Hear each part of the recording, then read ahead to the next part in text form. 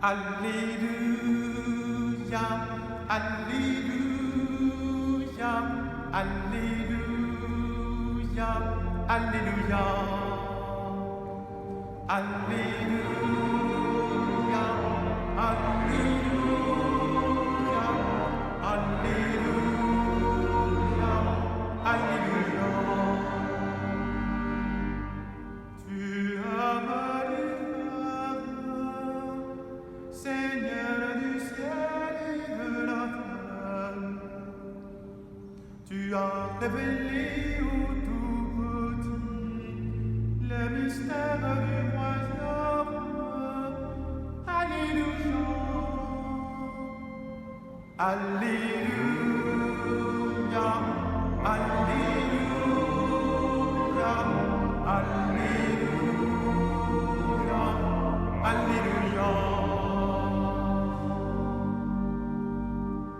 Le Seigneur soit avec vous. Évangile de Jésus-Christ selon saint Matthieu. Gloire à toi, Seigneur.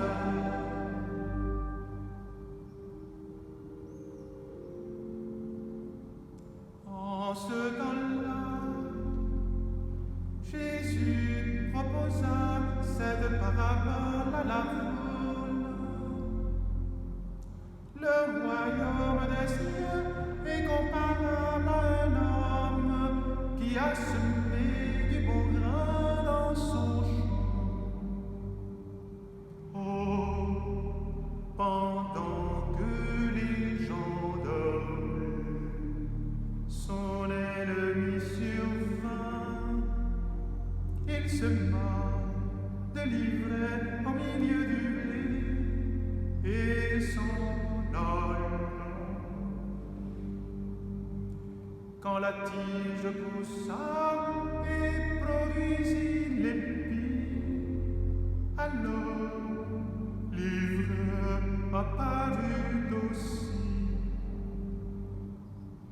Les serviteurs du maître vinrent lui dire: Seigneur, n'est-ce pas du bon grain que tu as semé dans ton champ? D'où vient donc qu'il y a de l'ivraie?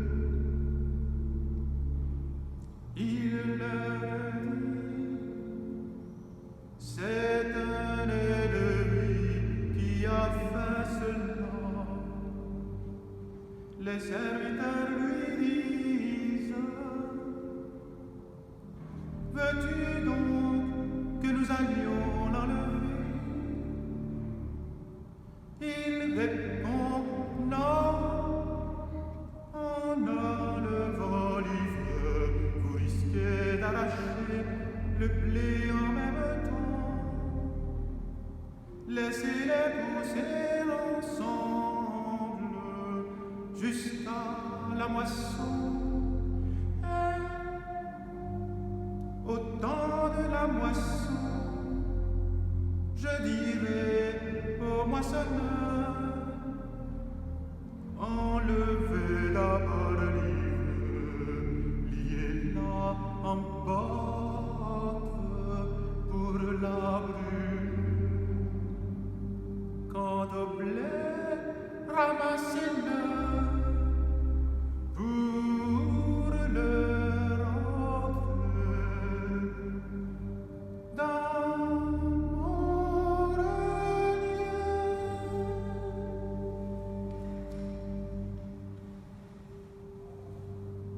Acclamons la parole de Dieu. Louange à toi, Seigneur Jésus.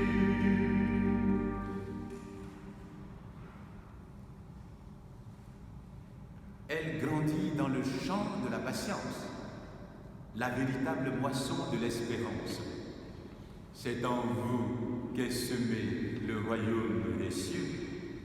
Porterez-vous donc son témoignage en tout lieu? Oh, quelle frustration pour tous les impatients! Quelle déception pour les défenseurs du puritanisme sous toutes ses formes. Quel scandale pour les prédicateurs de jugement divin hâtif ici et maintenant, ayant seulement pour cible tous les ennemis. Comme eux, nous nous posons les mêmes questions.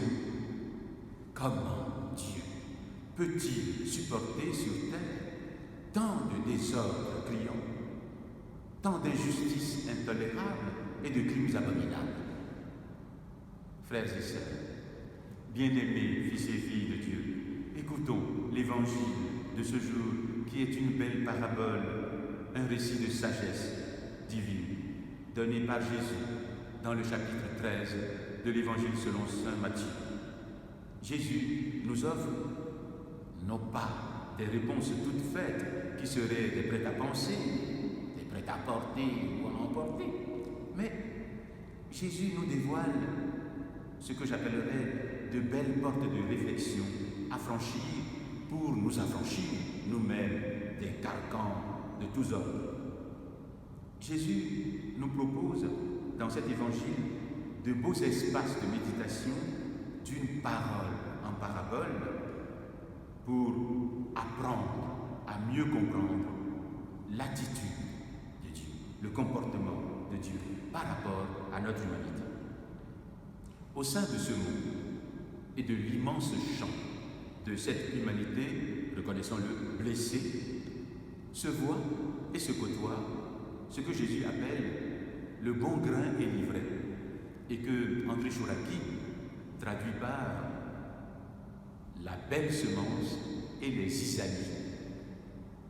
Tenez, l'amour et la haine, l'égoïsme et la solidarité, la richesse et la misère, la joie et les larmes, la foi et l'incroyance, la fortune et le malheur, la vie et la mort. Bref, tout ce qui sème l'inquiétude pour perturber notre quiétude, voulue par Dieu lui-même. Mais alors, quelle est l'attitude de Dieu dans cette parabole? 3 mots suffisent à décrire cette attitude. 3 mots vertus pour mieux vivre, mots phares pour éclairer davantage notre cheminement, surtout en ces temps de terribles pandémies. Mots-clés pour ouvrir les portes de nos cœurs. Mots importants. La patience, l'espérance et la paix. Frères et sœurs, bien-aimés fils et filles de Dieu, avez-vous remarqué dans cet évangile les serviteurs de la parabole du maître des champs se proposaient déjà avec empressement d'aller arracher la mauvaise herbe. Mais, contre toute attente, le maître dit « Non, car vous risqueriez d'abîmer aussi le bon grain. » Ainsi va la patience de Dieu, envers nous, envers moi, envers nous tous. L'apôtre Saint Jacques nous y exhortait en ces mots « En attendant la venue du Seigneur, frères et sœurs, ayez de la patience. » Jacques, chapitre 5, verset 7. Cette patience de Dieu n'est pas une théorie, elle se manifeste concrètement dans ses actes, dans ses œuvres. Il fait lever son soleil sur les méchants et sur les bons. Il fait tomber sa pluie dans le jardin des justes comme des injustes. Matthieu 5, 45. Mais n'allez surtout pas croire qu'il s'agirait là d'une faiblesse. C'est plutôt la finesse de la sagesse qui connaît bien les cœurs des hommes et femmes qu'il a créés et qui prouve d'expérience en expérience que nous tous, nous sommes capables de conversion, de changement, de progrès. Dieu nous accorde cette conversion.